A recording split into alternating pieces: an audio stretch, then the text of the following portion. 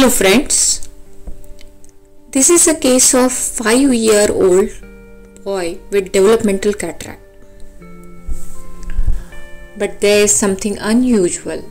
It is partially absorbed, and as I noticed, there is wrinkling on anterior capsule with fibrous membrane beneath it.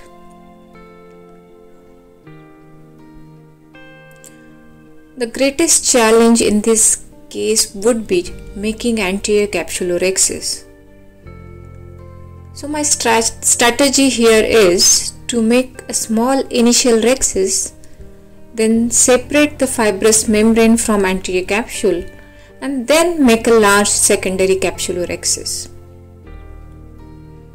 Initially, I tried to make the capsular rhexis with cystitome, but as you can see, the anterior capsule is stuck to the membrane, so I switched to microcapsular forceps, trying to find the plane between anterior capsule and the fibrous membrane.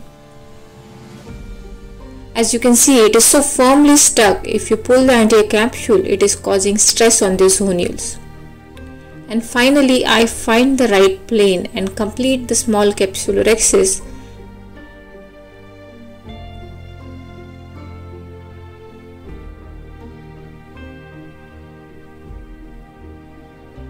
I am injecting the cohesive viscoelastics just beneath the anterior capsule to make a place for my spatula.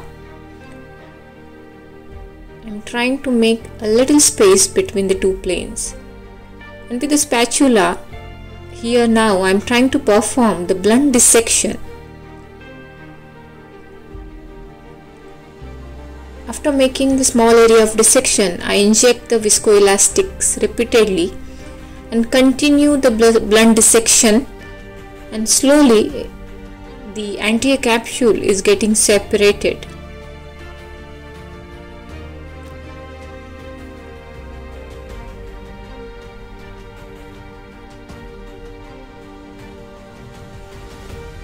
It needs a lot of patience.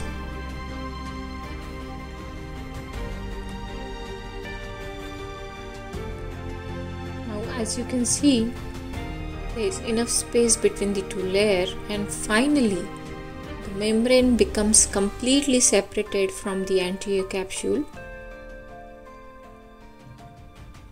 It's free from its adhesions, but still it is attached superiorly. Meanwhile, I aspirate the remaining semi-liquefied lens material with bimanual irrigation and aspiration. Now the last task is taking out the fibrous membrane out of the eye. I try to dissect the superior adhesions with injecting the cohesive viscoelastic between anterior capsule and the membrane, and the finally membrane is free, and I pull it out with the microcapsular forceps in toto.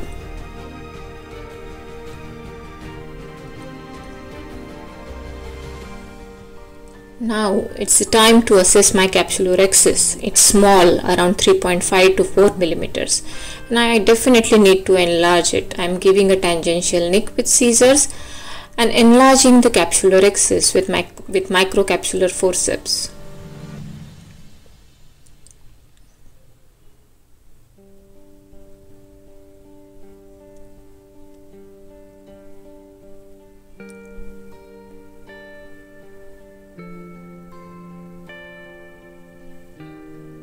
The final rhexis turns out to be a bit larger than I would like to have. It's around 5.5 to 6 millimeter in size. I always do primary posterior capsular rhexis in all pediatric cataract. I'm giving a nick with cystitome and then injecting a small amount of viscoelastics in Berger space and completing the posterior capsular rhexis.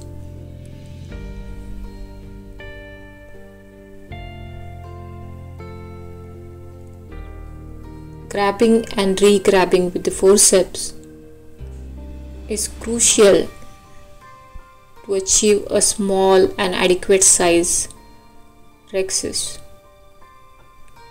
The anterior vitrectomy is done.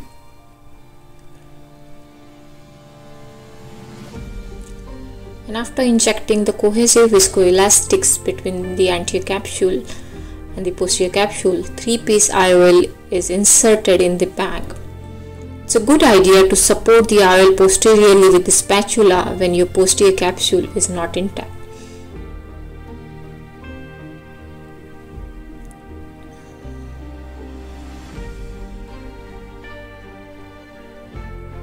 Finally, the anterior chamber is checked for any vitreous with triamcinolone, and anterior chamber is washed thoroughly, and that's it.